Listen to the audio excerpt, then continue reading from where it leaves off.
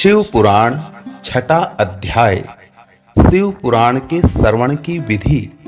शौनक जी कहते हैं, महाप्राज्ञ सूत जी, आप धन्य एवं शिव भक्तों में श्रेष्ठ हैं। हम पर कृपा कर हमें कल्याणमय शिव पुराण के श्रवण की विधि बताइए, जिससे सभी श्रोताओं को उत्तम फल की प्राप्ति हो। सूत जी ने कहा, मुने शौनक, तुम्हें संपूर्ण फल की प्राप्ति के लिए मैं शिव पुराण की विधि सविस्तार बताता हूं। सर्वप्रथम किसी ज्योतिष को बुलाकर दान से संतुष्ट कर उससे कथा का शुभ मुहूर्त निकलवाना चाहिए और उसकी सूचना का संदेश सभी लोगों तक पहुंचाना चाहिए कि हमारे यहां शिव पुराण की कथा होने वाली है। अपने कल्याण की इच्छा रखने वालों को इसे सुनने अवश्य पधारना चाहिए। देश देश में जो भी भगवान शिव के भक्त हों तथा शिव कथा के कीर्तन और श्रवण के उत्सुक हों, उन सभी को आदर पूर्वक बुलाना चाहिए और उनका आदर सत्कार करना चाहिए। शिव पुराण सुनने के लिए मंदिर, तीर्थ, वन प्रांत अथवा घर में ही उत्तम स्थान का निर्माण करना चाहिए।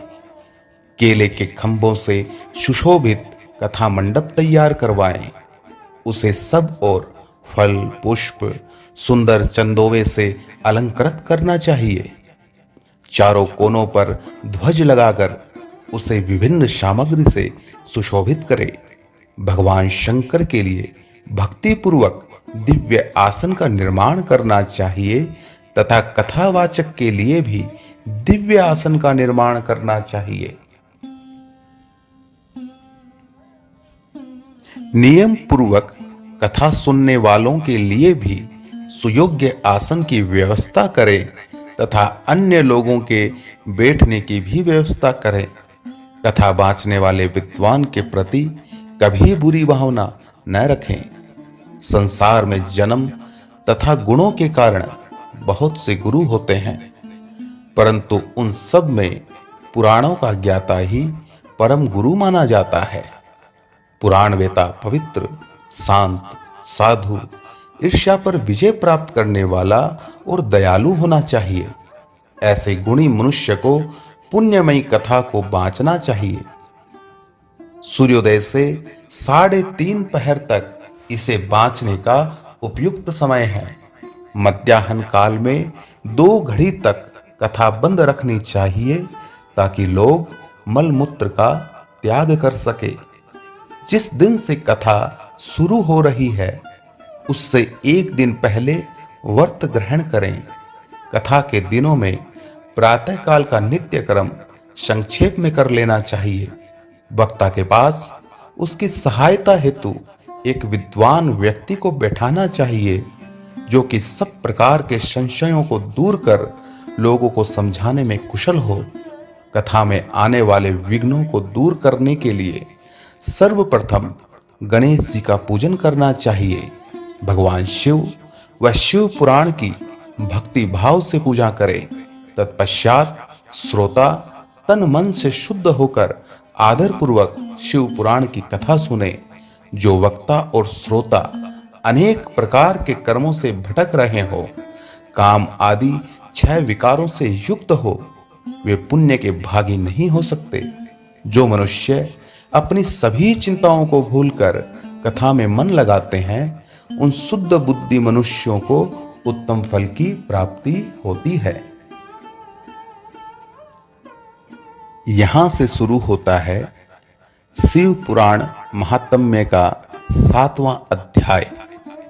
इसमें श्रोताओं द्वारा पालन किए जाने वाले नियमों के बारे में बताया गया है।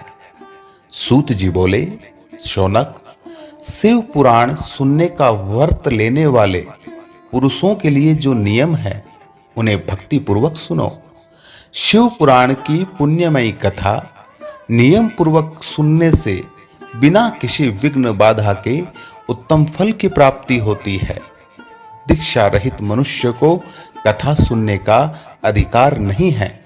अतः पहले वक्ता से दीक्षा ग्रहण करनी चाहिए। नियम पूर्वक कथा सुनने वाले मनुष्य को ब्रह्मचर्य का अच्छी तरह से पालन करना चाहिए। उसे भूमि पर सोना चाहिए, पत्तल में खाना चाहिए तथा कथा समाप्त होने पर ही अन्न ग्रहण करना चाहिए।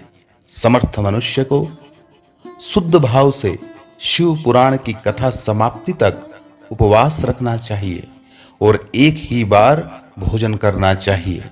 गरिष्ठ अन्न, दाल, जला हुआ अन्न, सेम, मसूर तथा बासी अन्न नहीं खाना चाहिए।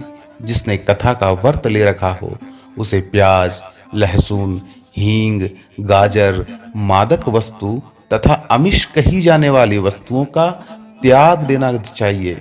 ऐसा मनुष्य प्रतिदिन सत्य, सोच, दया, मौन, सरलता, विनय तथा हार्दिक उदारता आदि सद्गुणों को अपनाए तथा साधु संतों की निंदा का त्याग कर नियम पूर्वक कथा सुने। सकाम मनुष्य इस कथा के प्रभाव से अपनी अभीष्ट कामना प्राप्त करता है और निष्काम मोक्ष प्राप्त करता है। सभी स्त्री पुरुषों को विधि विधान से शिव पुराण की उत्तम कथा को सुनना चाहिए। महर्षि शिव पुराण की समाप्ति पर श्रोताओं को भक्ति पूर्वक भगवान शिव की तरह शिव पुराण पुस्तक की भी पूजा करनी चाहिए तथा इसके पश्चात विधि पूर्वक वक्ता का भी पूजन करना चाहिए।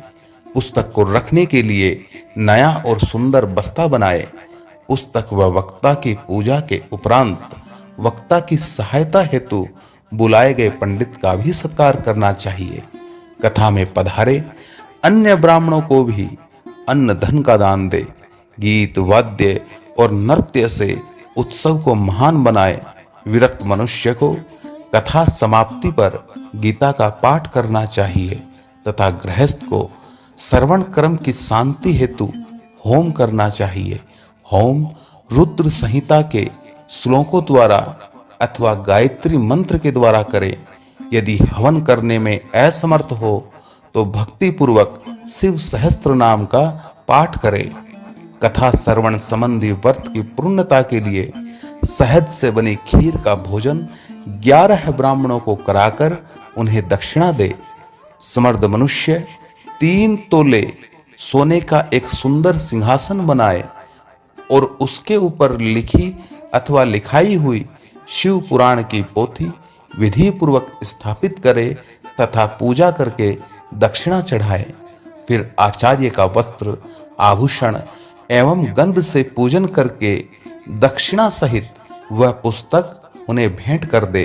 शौनक, इस पुराण के दान के प्रभाव से भगवान शिव का अनुग्रह पाकर मनुष्य भव बंधन से मुक्त हो जाता है।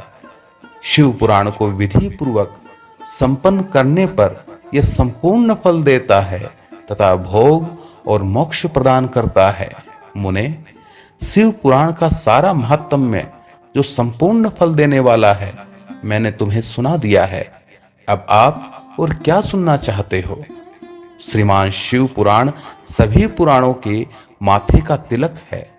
जो मनुष्य सदा शिव का ध्यान करते हैं, जिनकी वाणी शिव के गुणों की स्तुति करती है और जिनके दोनों कान उनकी कथा सुनते हैं, उनका जीवन सफल हो जाता है।